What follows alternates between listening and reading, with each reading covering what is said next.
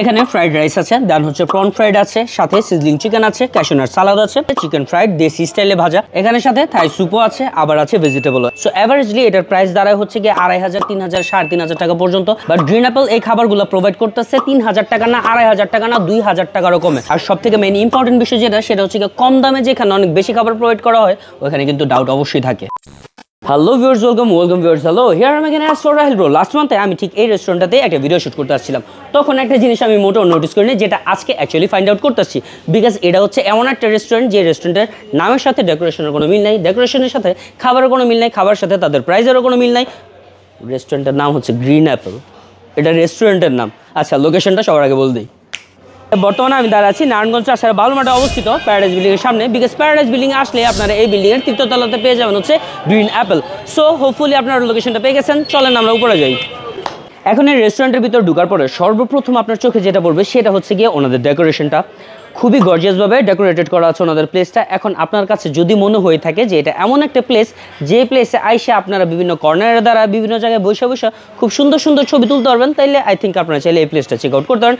যেমন ছবি আমি অনেকগুলো তুলছি। By the way, green apple রেস্টুরেন্টের ভিতরে আসলে আপনারা যে ওনাদের এখানে এসে বিভিন্ন রকমের কাবাব পাবেন, তান্দুরি চিকেন পাবেন, বারবিকিউ চিকেন পাবেন, এগুলো কিন্তু আমরা বলতেছি না। আর এখানে যে একটা খুব সুন্দর কিট জোন আছে, এটা নিয়েও আমরা কোনো কথা বলতেছি না। তবে এখানে আইসা যে আপনারা খুবই কম বাজেটের মধ্যে অনেক বেশি খাবার পেতে পারেন, সেটাই অ্যাকচুয়ালি আপনাদের কাছে প্রেজেন্ট করতে আসছি।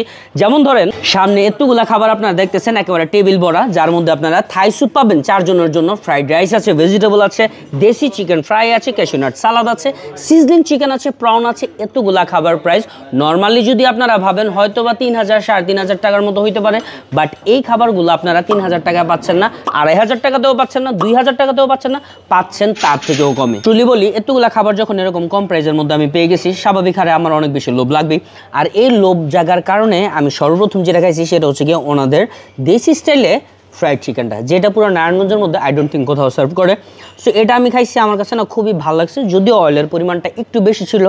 তবে আমরা যখন চিকেনটা একটু আপনাদের ছুটা দেখাবো, ভিতরে দেখবেন একেবারে জুসি হচ্ছে চিকেনটা পেয়ে যাবেন। এখন স্টার্টার হিসেবে ওনাদের যেই প্রন ফ্রাইডটা আছে, এটা দিয়ে আমরা একটু থাই স্যুপও খাবো। লেটস সি এগুলোর টেস্টটা অ্যাকচুয়ালি কেমন।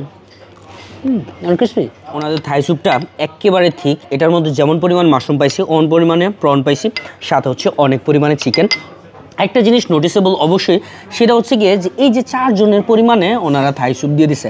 আমি ট্রুলি জানি না যে অ্যাকচুয়ালি অফ ক্যামেরাতে কেমন পাবেন বা আপনারা আসলে কেমন পাবেন, বাট ট্রাস্ট মি গাইস, এতগুলো পরিমাণে থাই স্যুপ যদি দেয়, বা এখানে যে রাইসগুলো দেখতেছেন 4 জন না, অনায়াসে 5 জনও খাওয়া যাবে।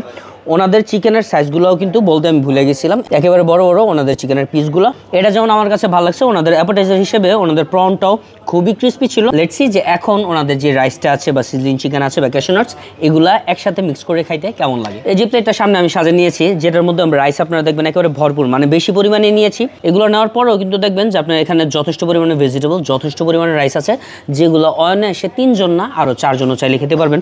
এখন দেখি যে অ্যাকচুয়ালি এটা টেস্টটা কেমন। সত্যি কথা বলতে সব থেকে বেশি ভালো লাগছে হচ্ছে গিয়ে ওনাদের যে দেশি ফ্রাইড চিকেনটা আছে, এটা যেটা আমি শুরুতেও খেয়েছিলাম। ওনাদের সিজলিং চিকেনটা মাশাআল্লাহ খুবই ভালো। আর ওনাদের যে ভেজিটেবলটা আছে, ভেজিটেবলের সাথে যখন রাইস মিক্স করে খাইতেছিলাম, দুইটা খাবারই একেবারে ফ্রেশ, দ্যাটস ওয়াই আরও বেশি ভালো লাগতেছিল। অ্যান্ড ট্রুলি আমি অবশ্যই আপনাদের সাজেস্ট করবো যে মাত্র 1650 টাকাতে যদি আপনারা 3300 টাকার খাবার পাওয়া যান, don't miss the chance. But একটা জিনিস কি খেয়াল করছেন, ওনাদের যে ক্যাশিউ নাট সালাডটা আছে, এটা কিন্তু আমি রিভিউ করিনি। এখন ক্যাশিউ নাট সালাডটা হচ্ছে এরকম একটা আইটেম, এটার মধ্যে নাটসের পরিমাণও ভরপুর ছিল। ওভারঅল এটা অবশ্যই বলতে পারবো যারা এই আইটেমটা লাভার্স তারা অবশ্যই এটা খেতে পারেন। বাট এটার মধ্যে যদি অমৃত মিলাই দেয় তাও আমি খেতে পারবো না, বিকজ আমার কাছে এটা ভালো লাগে না।